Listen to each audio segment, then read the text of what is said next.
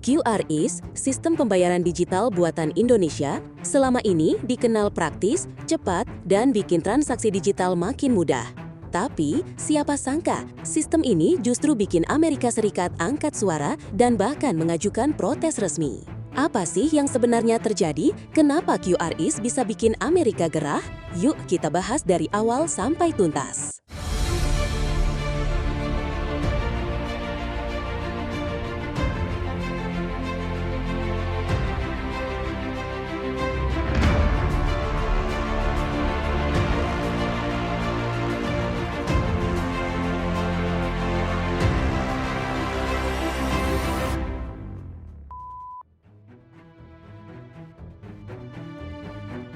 QRIS atau Quick Response Code Indonesian Standard adalah standar kode QR nasional yang diluncurkan Bank Indonesia bersama ASPI pada Agustus 2019.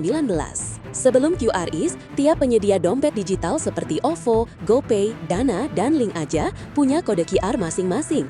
Ribet kan? Nah, QRIS menyatukan semua dalam satu kode universal. Artinya, cukup satu kode QR bisa dibayar dari aplikasi e-wallet apapun. Ini sangat membantu UMKM mengurangi uang tunai dan mempercepat inklusi keuangan di Indonesia. QRIS mengalami pertumbuhan pesat. Menurut data Bank Indonesia, pada 2024 ada lebih dari 30 juta merchant yang menggunakan QRIS dengan transaksi ratusan triliun rupiah. Pemerintah juga menggalakkan gerakan non-tunai dan QRIS jadi ujung tombaknya. Tapi, di balik kesuksesan itu, QRIS ternyata menimbulkan kekhawatiran di Amerika Serikat. USTR, Kantor Perwakilan Dagang AS, menganggap Indonesia membatasi akses perusahaan asing seperti Visa dan Mastercard dalam sistem pembayaran nasional.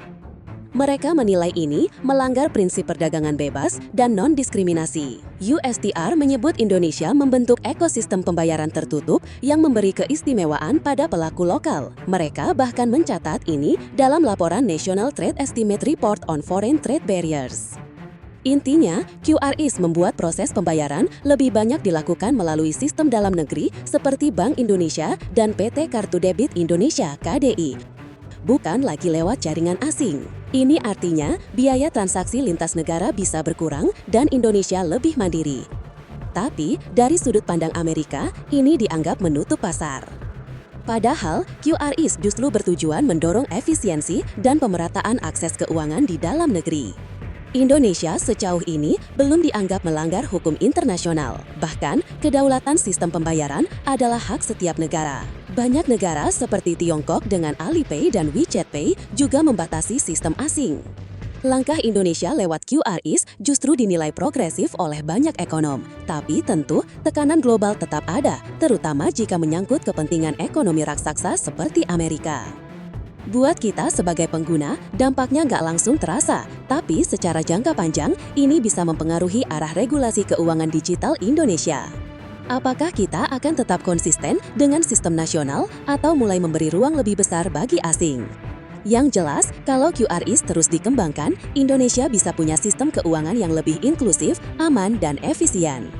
QRIS bukan sekedar teknologi, ini tentang kemandirian digital, efisiensi ekonomi, dan bahkan kedaulatan negara. Tapi tentu, semua inovasi besar pasti menghadapi tantangan.